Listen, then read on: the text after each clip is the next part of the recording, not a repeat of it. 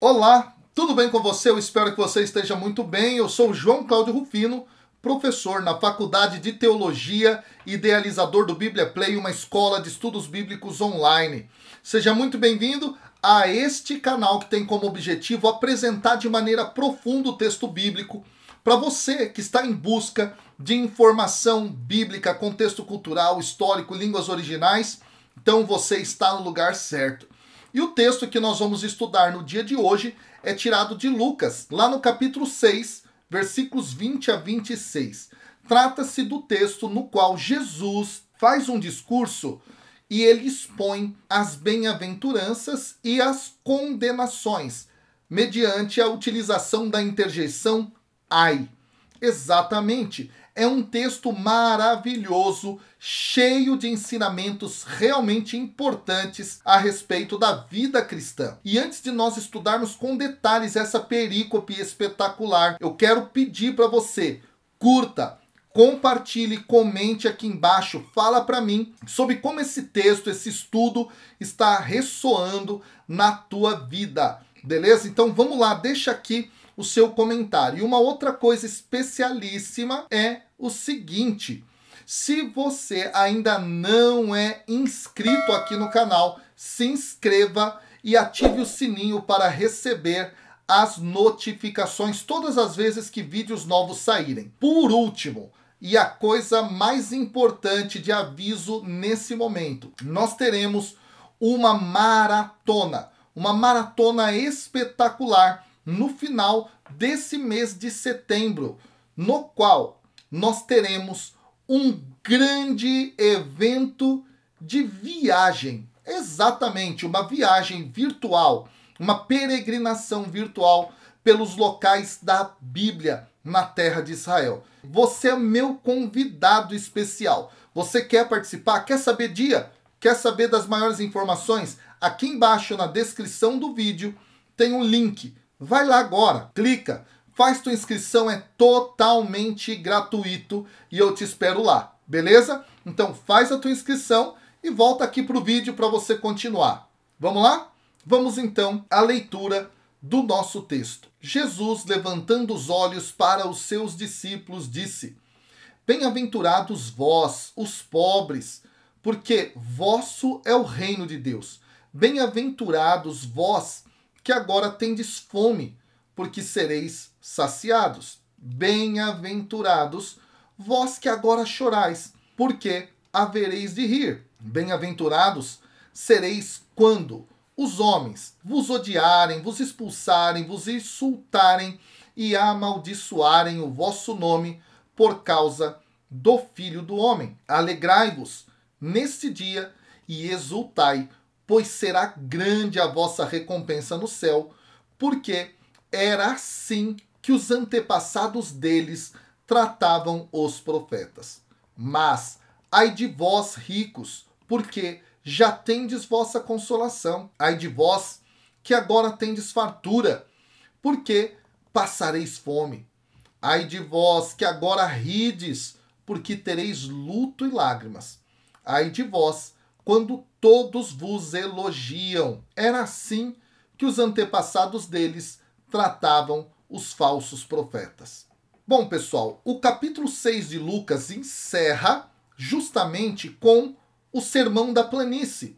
E é importante ressaltar que ele tem o seu paralelo lá em Mateus capítulo 5, versículo 1, até o capítulo 7, versículo 28. Só que lá em Mateus, esse sermão ele não é feito na planície, mas numa montanha.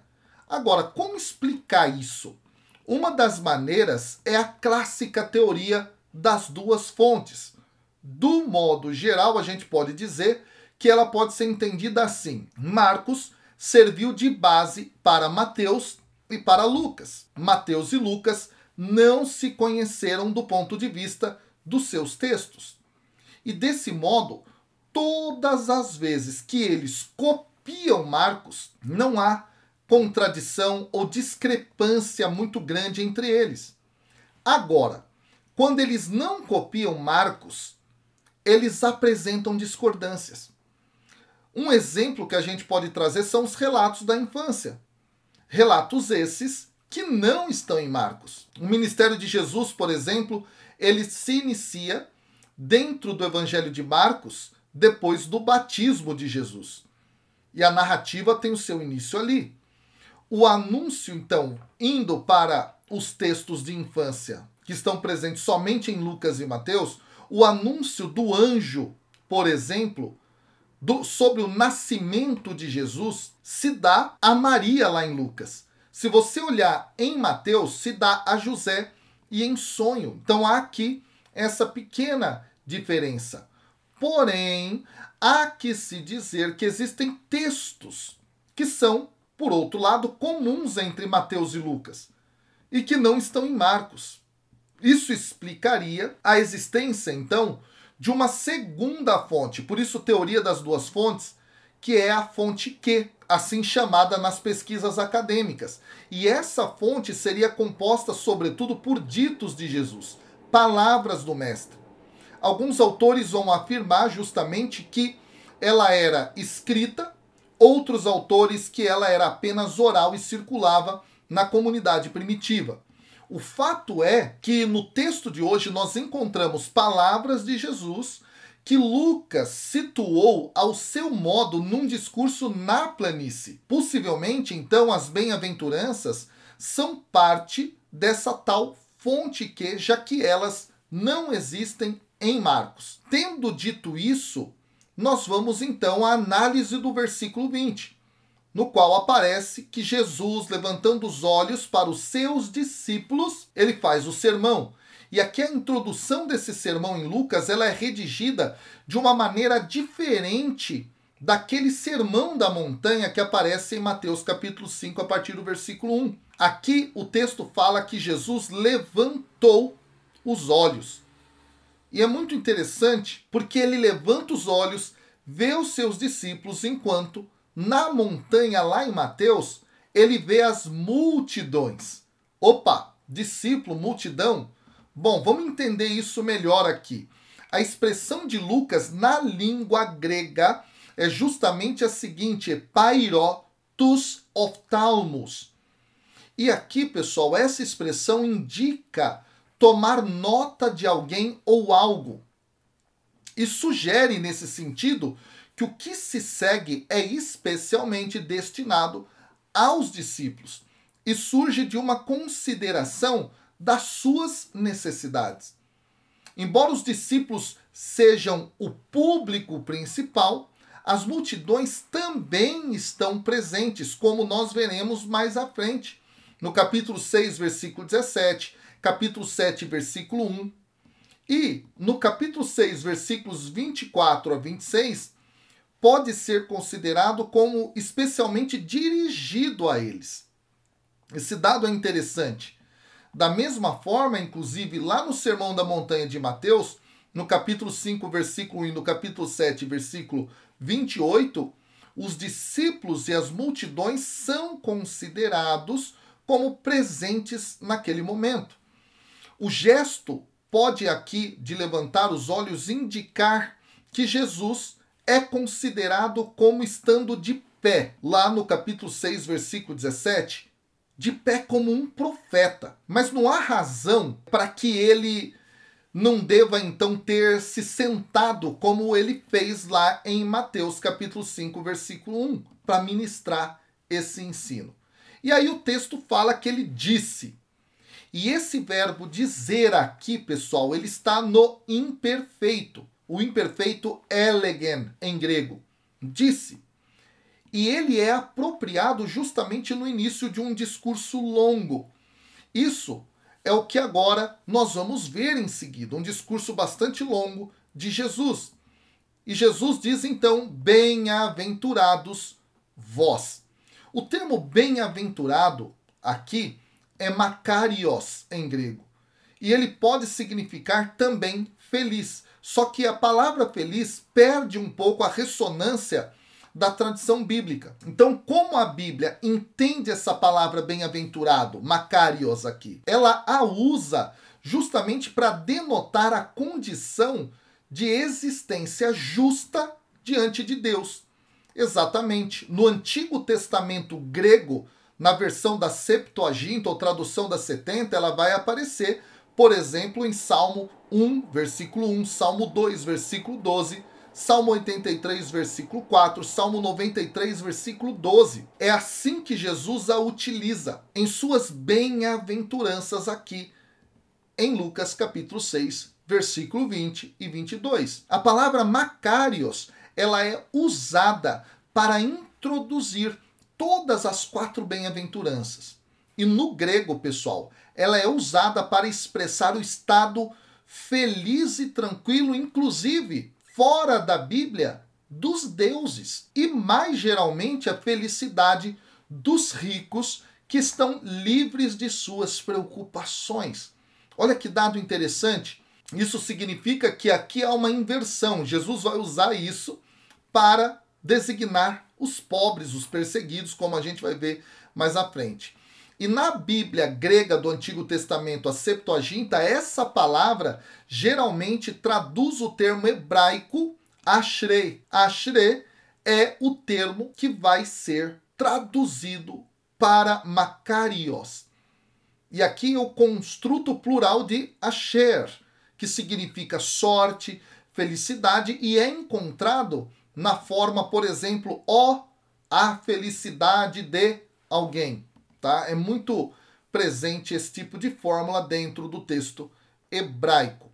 Agora, é assim acompanhado por uma declaração que dá razão pela qual a pessoa vai ser justamente nomeada ou elogiada como sendo feliz, bem-aventurada. Então a felicidade, a bem-aventurança, nesse sentido, vai ser um resultado de um estado de salvação divinamente dado. De modo, então, que uma declaração de bênção é, com efeito, uma declaração que prediz a salvação. Sempre na Escritura você vai ter a fórmula: bem-aventurado é X porque Y.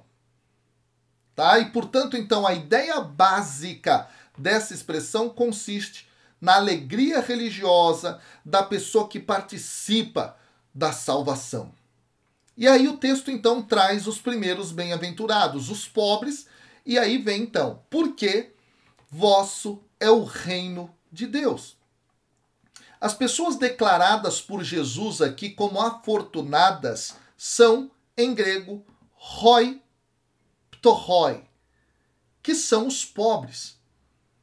E esse termo ele já vai aparecer no capítulo 4, versículo 18, quando Jesus entra na sinagoga de Nazaré. Lê o profeta Isaías no capítulo 61, que fala que a boa nova é para os pobres. Hoi ptoroi, os pobres. Esse dado é muito interessante. O termo em grego aqui significa justamente aquele que é tão pobre a ponto de ter que mendigar, inclusive. Aquele que está completamente destituído de garantia da sua sobrevivência. Na Bíblia dos 70, no Antigo Testamento grego, esse termo é usado como equivalente a várias palavras. 39 vezes o termo ptorros, ele traduz o termo ani, que é um termo que significa dependente, ou seja, aquele que é pobre. É muito interessante, aquele que é aflito. Por 21 vezes, ele traduz o termo dal. Dal, em hebraico, é humilde, fraco. Por 10 vezes, ele traduz o termo ebion. Ebion, pobre, pobre homem, mendigo. Em Provérbios, pessoal, também ele vai traduzir o termo rash, que significa necessitado, faminto, que é justamente muito presente na tradição sapiencial de Provérbios. Tá?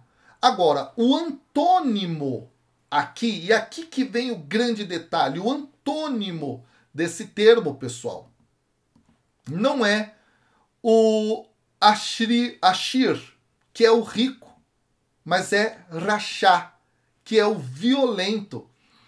É importante, então, que, especialmente nos Salmos, tá? Isso vai aparecer. O homem piedoso que invoca a ajuda de Deus se descreve como pobre, como necessitado. Por causa da sua necessidade e por não acreditar na violência, o pobre clama a Deus por ajuda e, segundo o Salmo, ele a recebe. Salmo 86, versículo 1 fala isso, tá? O Salmo 12, versículo 5 também. Consequentemente, aqui, pessoal, o termo passou a ser uma autodesignação para as pessoas piedosas, para as pessoas humildes, como nós veremos, por exemplo, não é, em textos que circulavam na época de Jesus dentro dos manuscritos de Qumran, por exemplo. Segue-se que na mensagem de Jesus, as esperanças dos pobres e as promessas do Senhor a eles encontram justamente cumprimento por aquele que foi ungido para levar as boas novas aos pobres, como eu já citei aqui, que é o texto que Jesus lê na sinagoga lá de Cafarnaum. Este é um dos temas constantes da mensagem de Jesus. Mas é preciso deixar claro que, de forma alguma, é uma limitação da promessa de salvação a apenas um círculo específico de pessoas, como alguns tratam de fazer, tá? Desse modo, a fala de Jesus aqui ela é dirigida àqueles que são literalmente pobres ou que também compartilham a visão dos pobres. Por exemplo, Paulo sabia que Deus havia, por exemplo, escolhido o povo desprezível deste mundo para ser o seu povo. Ele fala isso em 1 Coríntios, capítulo 1, lá nos versículos 26 seguintes. E Tiago, no capítulo 2, versículo 5, cita claramente essa bem-aventurança com referência àqueles que são literalmente pobres. Foi, portanto, a experiência cristã que, em um sentido real, afirmou que o evangelho foi dirigido aos pobres. No entanto, como a sequência deixa claro, aqui, pessoal, não é só, então, a pobreza em si que qualifica a pessoa para a salvação. As bem-aventuranças, elas são dirigidas aos discípulos, aqueles que estão prontos para serem perseguidos e se tornarem pobres pelos pobres ou por causa do Filho do Homem, como o próprio texto vai dizer. Então, aqui é muito importante ter essa clareza. O texto, ele não afirma a salvação de cara para o pobre no sentido do escatom, da escatologia, tá? Mas fala da boa nova que é dada a eles. E aqui Jesus, ao se dirigir aos seus discípulos, está falando também de que eles devem se identificar com os pobres nesse sentido, tá bom? Tanto é que o texto fala, vós, os pobres, tá? Esse dado é interessante, há muita discussão aqui em relação a esse texto. Aí vem a segunda bem-aventurança, vós que tendes fome agora, porque sereis saciados. Bom, a associação de fome com pobreza ela é óbvia, ela aparece já na tradição bíblica do Antigo Testamento e no dia a dia do nosso cotidiano. Os que têm fome é um termo em grego, é o termo peinontes em grego. Trata-se aqui justamente de um particípio no plural do verbo peinao. E esse verbo ele aparece no capítulo 1, versículo 53 de Lucas. E ele pode se referir a qualquer tipo de necessidade. Mas aqui, claro, o pensamento é a fome física e esse é o mais importante para o texto. No Antigo Testamento, porém, pessoal, a fome ela pode significar um desejo de satisfação espiritual também. Assim a gente vê a utilização desse mesmo termo lá em Isaías capítulo 55, versículo 1, Amós capítulo 8, versículo 11, Eclesiástico 24, 21, e este sentido ele não deve ser excluído aqui, tá? No caso os famintos são homens, tanto do exterior como interiormente, tá bom? Esse dado é muito interessante aqui, ok? Então, tanto tem a ver com uma questão de espiritualidade, mas tem a ver, sobretudo, com esta ênfase aqui na questão da pobreza material, beleza? Bom, é muito interessante perceber como o texto, então, ele vai sendo trabalhado aqui. Quando a gente olha para o tema das promessas de Deus que são feitas, tá? É muito interessante no Antigo Testamento perceber que várias delas são dirigidas aos pobres. E nesse sentido, tá? É importante mostrar que Jesus é aquele que vem para cumprir isso. Bom, embora esta seja a condição dos discípulos no agora, essa pobreza, tá? No futuro, diz o texto, eles serão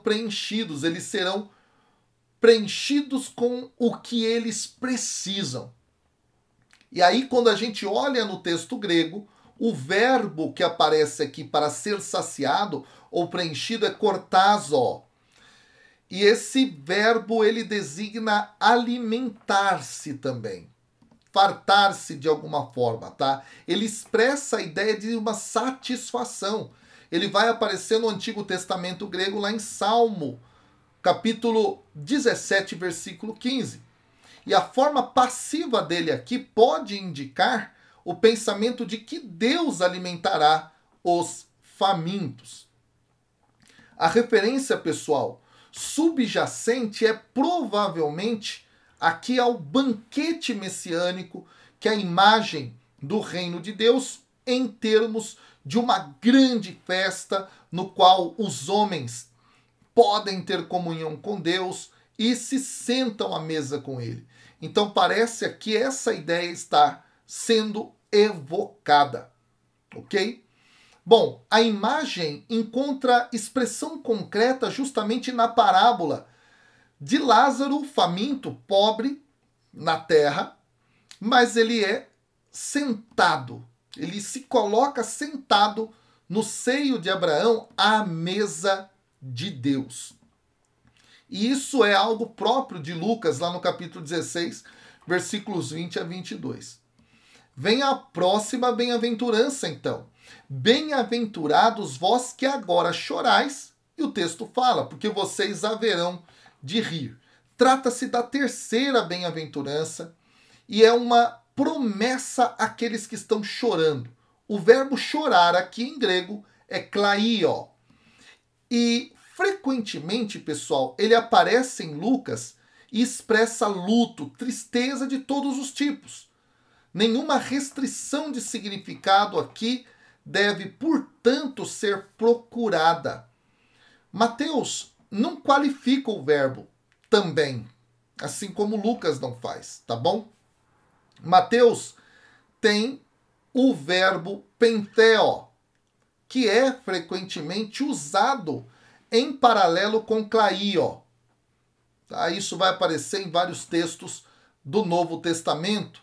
E é uma palavra mais geral para luto e tristeza. E ela pode refletir a influência de Isaías 61, versículo 2. Não é para consolar os enlutados, é para isso que vem o Messias, segundo a profecia.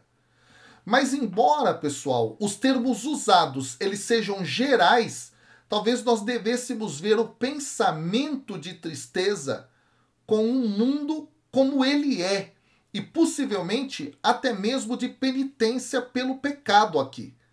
É muito interessante. Então, são aqueles que choram porque o mundo é como é, né? Sofrem por tristeza, mas ao mesmo tempo também a ideia de penitência. Pode ser também isso aqui que está sendo evocado.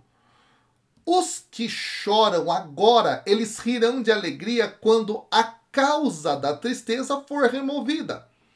O pensamento é novamente aqui baseado no Antigo Testamento, na promessa de que Deus transformará a tristeza em alegria. Isso está presente lá em Isaías 60:20, 61:3, 66:10 e em Jeremias 31:13.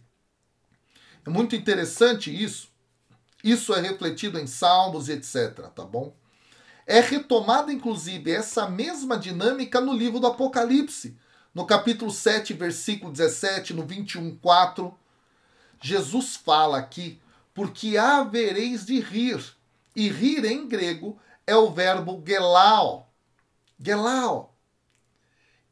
É provavelmente essa palavra aqui, pessoal, utilizada a fim justamente de ser uma referência à promessa messiânica, mais uma vez, de Isaías 61, versículo 2.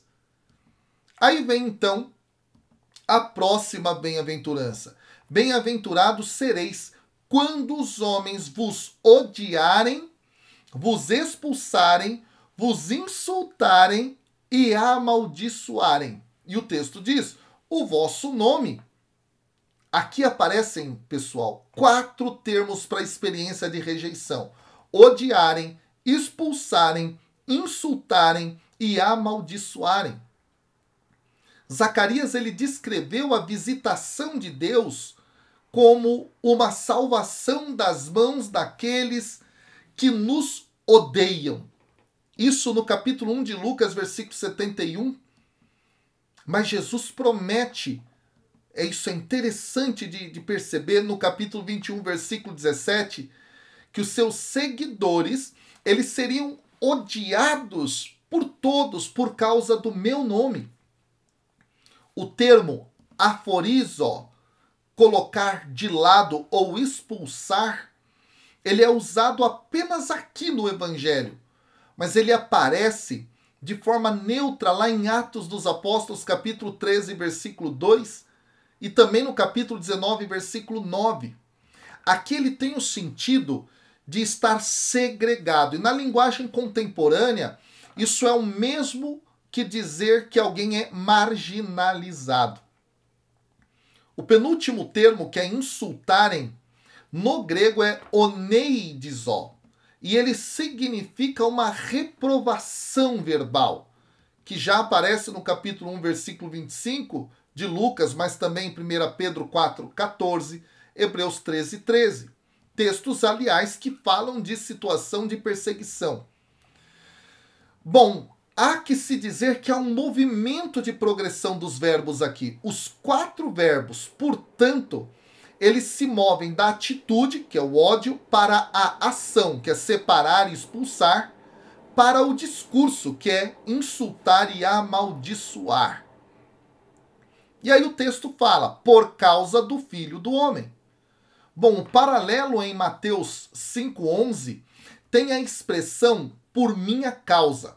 Lucas aqui, pessoal, ele conecta o destino dos cristãos ao desenvolvimento narrativo da figura do Filho do Homem, que vai aparecer no capítulo 5, versículo 24 e no 6:5, mas também no capítulo 7, versículo 34, que vai justamente apontar para essa ideia de que o Filho do Homem deve ir a Jerusalém, sofrer, dar sua vida e assim por diante dentro do Evangelho de Lucas. Aí vem o versículo 23, Jesus diz, alegrai-vos nesse dia e exultai. Alegrar-se aqui, pessoal, é utilizado em Lucas como uma resposta à visitação de Deus lá no capítulo 1, versículo 14 e também no capítulo 10, versículo 20. O verbo exultar, ele pode ser traduzido por dançar. E esse verbo grego skirtao, ele foi traduzido, está lá no capítulo 1, versículo 41 e no versículo 44, como pular. Olha que dado interessante. Assim ele tem conotações escatológicas, a dança escatológica. E aí Jesus continua dizendo, pois será grande a vossa recompensa no céu. Lucas usa o termo recompensa aqui em grego, mistos, e que é a mesma palavra que designa os salários devidos a um trabalhador, lá no capítulo 10, versículo 7, ou um pagamento por alguma ação, como é no capítulo 1, versículo 18 de Atos dos Apóstolos. O uso nesta passagem ele está muito próximo de sua frase tesouro no céu, que vai ser utilizada no capítulo 12, versículo 33 e no capítulo 18, versículo 22. A principal dificuldade aqui, pessoal, é entender o que é céu.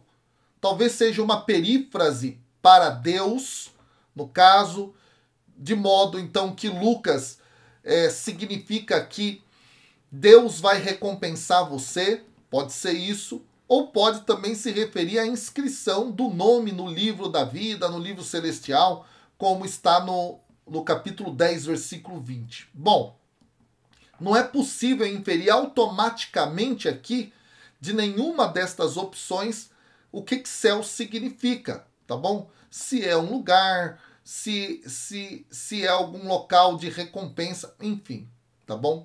Fato é que o texto está apontando para essa dimensão escatológica. Bom, e o texto diz, porque era assim que os antepassados deles tratavam os profetas. Em Mateus capítulo 5, versículo 12, aparece aqui o perseguiu os profetas, mostrando que essa não é a ênfase exclusivamente só de Lucas, então. É claro que está totalmente de acordo com a compreensão de Lucas dos discípulos como sucessores dos profetas aqui. É muito interessante isso. E nesse sentido, Jesus também, que é um profeta, ele vai enfrentar, e os seus discípulos também, a mesma rejeição por parte do povo. Então a ideia do sofrimento do profeta é tocada aqui dentro dessa narrativa em Lucas, tá? É muito interessante isso. Bom, a convicção é afirmada de forma mais enfática ainda quando a gente vê o desenvolvimento da narrativa lucana lá em Atos dos Apóstolos, quando Estevão, no dia do seu martírio, ele diz, né? Do qual dos profetas os vossos antepassados não perseguiram. Ele faz a pergunta, né, em Atos 7:52. É muito interessante.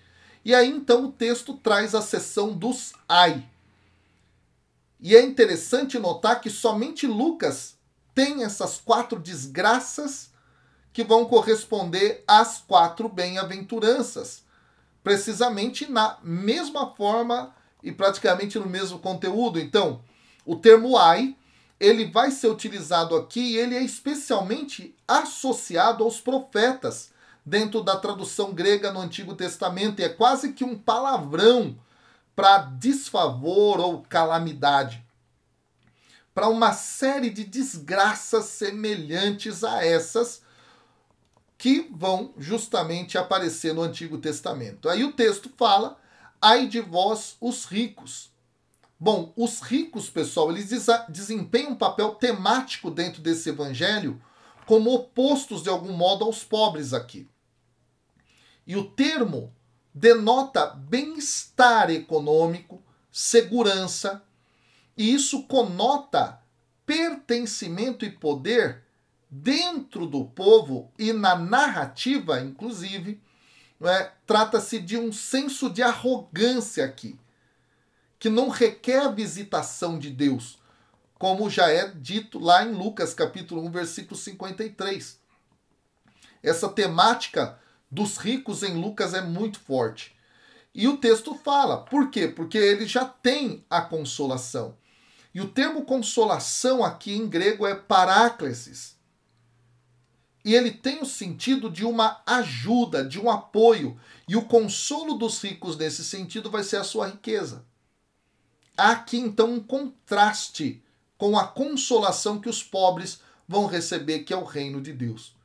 Vem então o ai de vós, que agora tendes fartura, porque vocês vão passar fome. E ai de vós, continua o texto, que agora rides, porque tereis luto e lágrimas.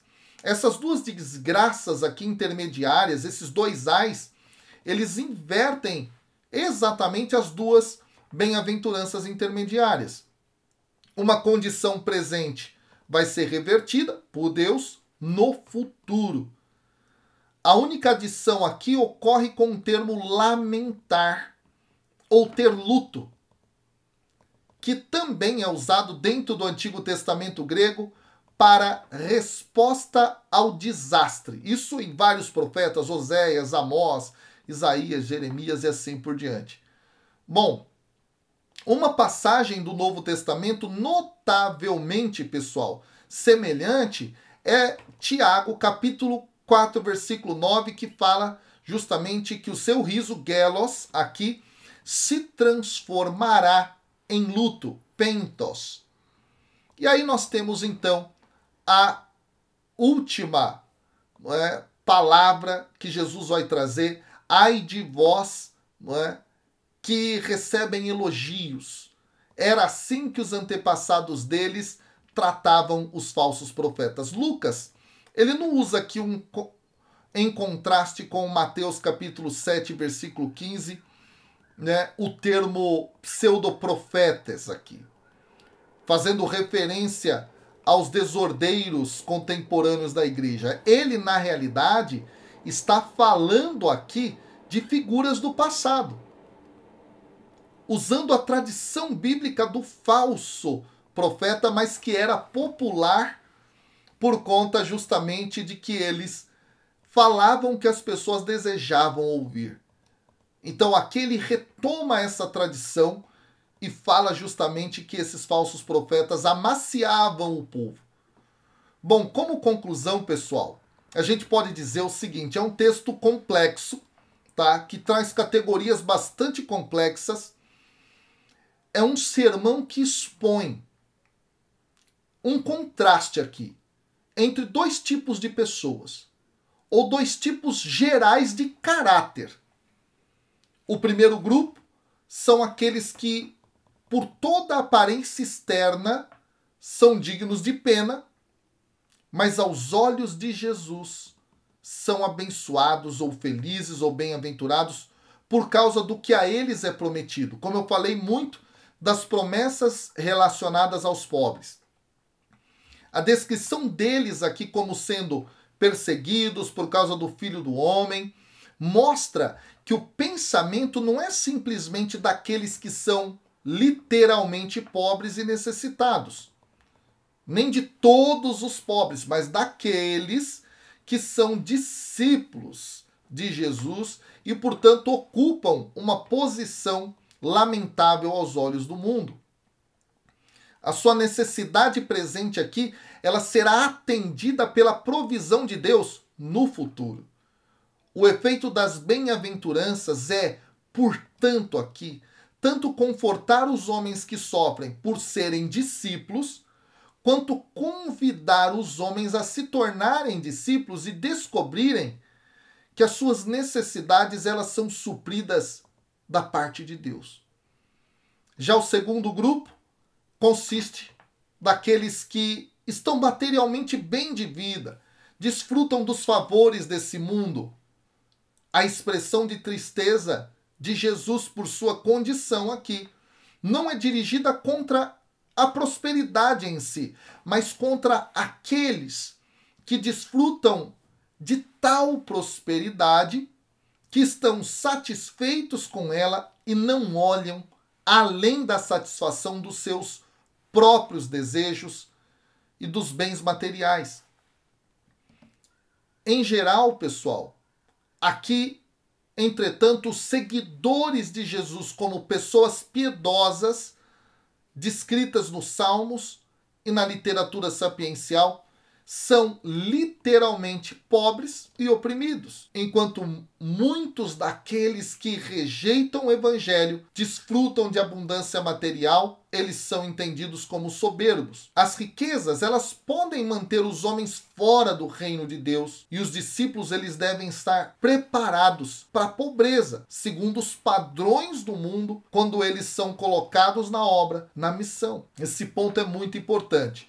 Então, como últimas palavras, eu diria: dois grupos. Um que coloca sua confiança somente nas riquezas e outro que, por conta das suas necessidades, oriundas muitas vezes da missão, estão empobrecidos. Esses são bem-aventurados, porque foram capazes de renunciar a qualquer coisa, qualquer conforto, pela obra do Evangelho. Pensa nisso, que Deus te abençoe, até o próximo vídeo. Valeu!